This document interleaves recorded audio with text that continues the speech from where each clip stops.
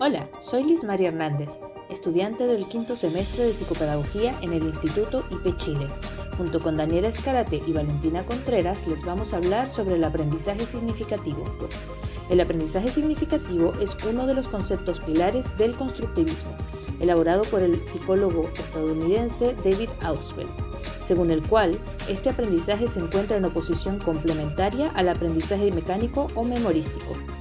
Esta teoría plantea que los nuevos conocimientos serán basados en los conocimientos previos que tenga el individuo, ya sea que lo hayan adquirido en situaciones cotidianas, textos de estudio u otras fuentes de aprendizaje.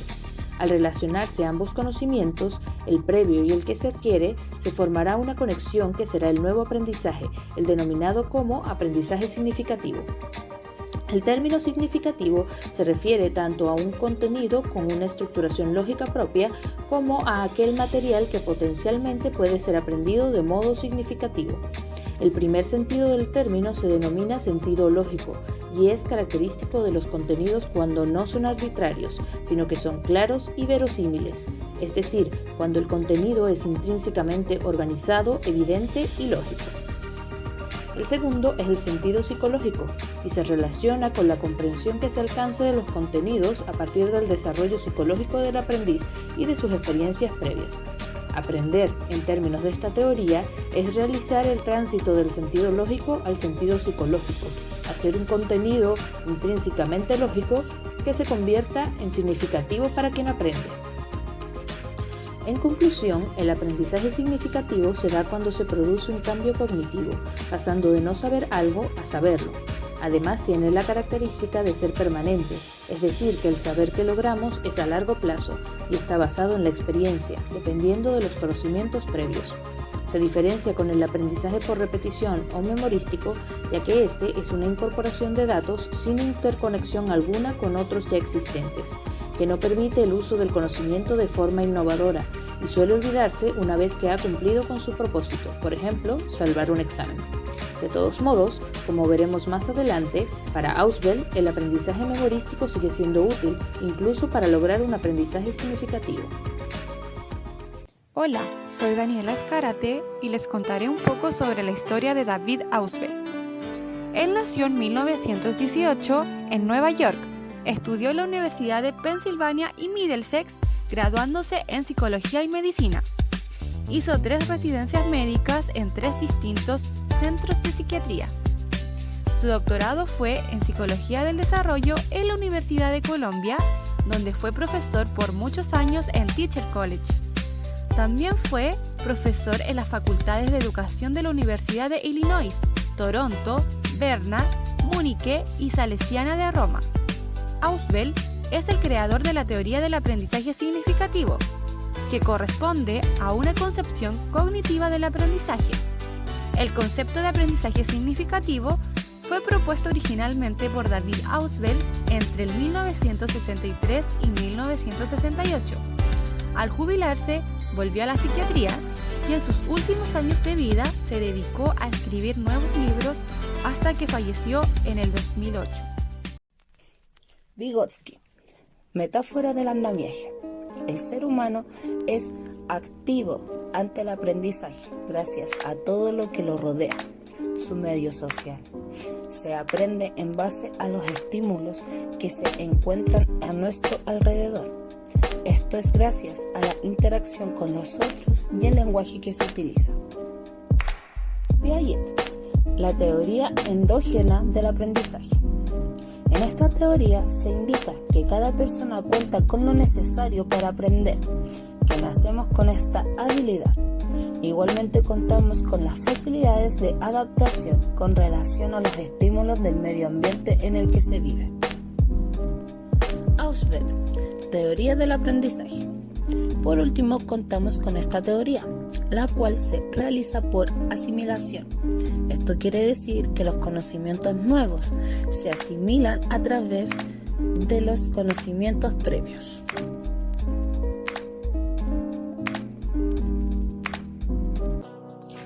Hola, les habla Liz María otra vez. Ahora les voy a contar sobre las ideas básicas del aprendizaje significativo.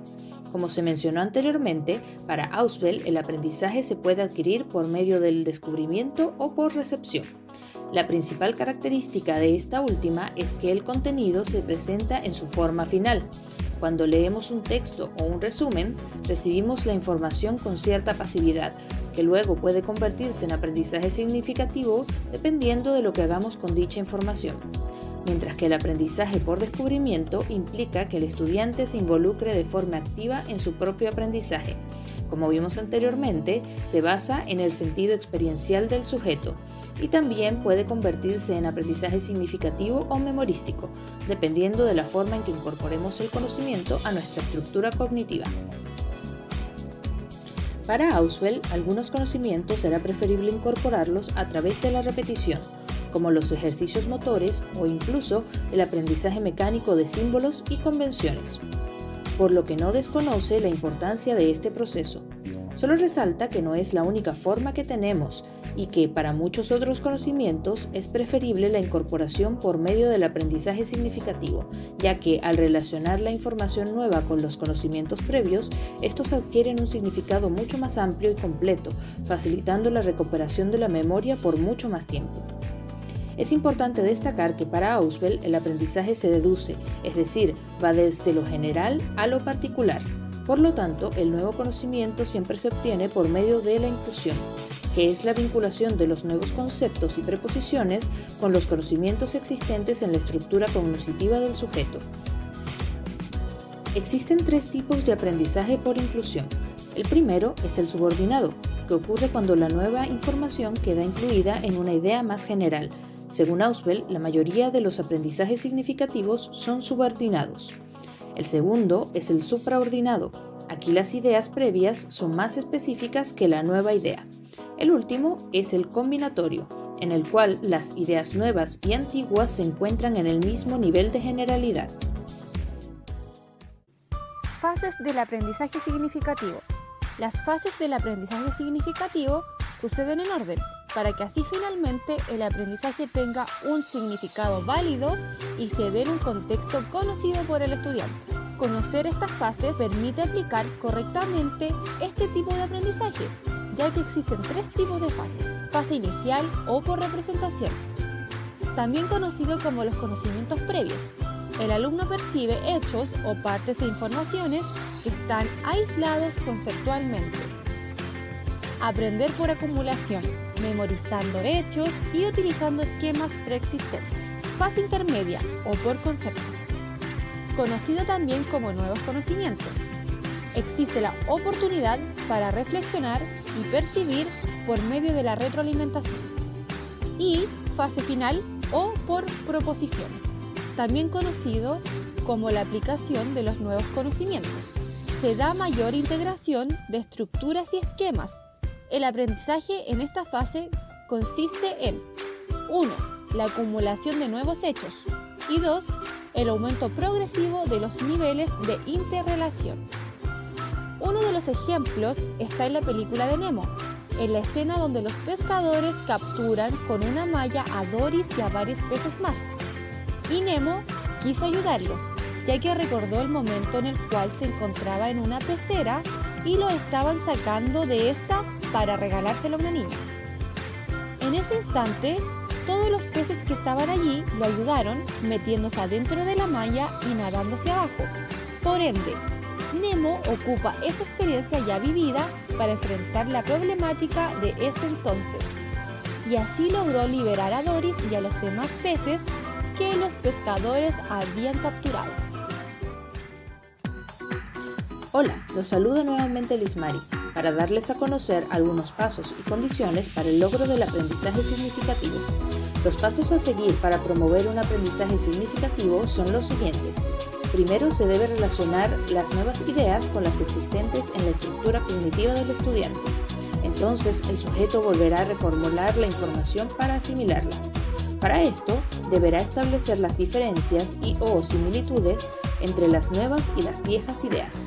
Así, buscará reconciliar las ideas nuevas con las previas y, en caso de no ser posible, el estudiante deberá reorganizar sus conocimientos bajo principios más inclusivos y amplios. Las condiciones para el logro de un aprendizaje significativo se dividen en 2, según el significado lógico del material utilizado y según las características psicológicas del estudiante. Acerca del material, este debe tener una racionalidad no arbitraria y sustancial. Además, debe contar con una estructura y una organización que permita la creación de puentes cognitivos. Sobre el estudiante, siempre será importante que tenga una disposición positiva y motivada hacia el aprendizaje.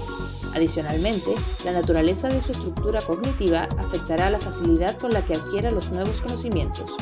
Por último, y quizás lo más importante, son los conocimientos y experiencias previas del estudiante, ya que a ellos se deberá incluir la información nueva de forma ordenada y coherente.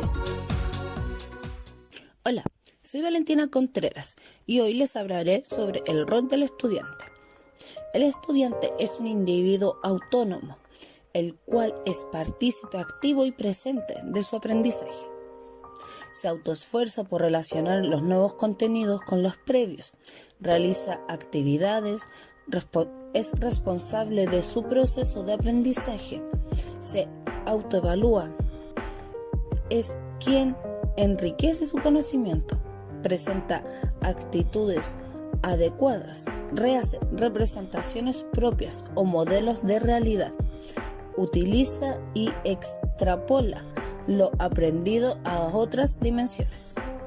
Por su parte, el papel del docente. El docente es quien conecta y presenta al estudiante el contenido, construyendo el proceso de aprendizaje, mostrándole de manera colectiva la cultura organizada de su ambiente. No solo es la presentación de la materia o contenido, sino que crea condiciones óptimas para el aprendizaje autónomo. Igualmente, genera actividades mentales constructivistas, orientando y resguardando la integridad de los estudiantes.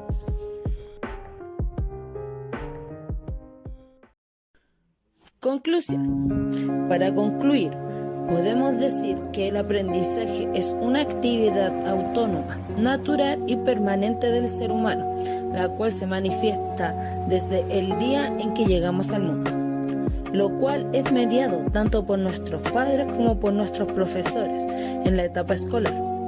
Todo esto se encuentra influenciado por el contexto sociocultural en el que uno se desenvuelve.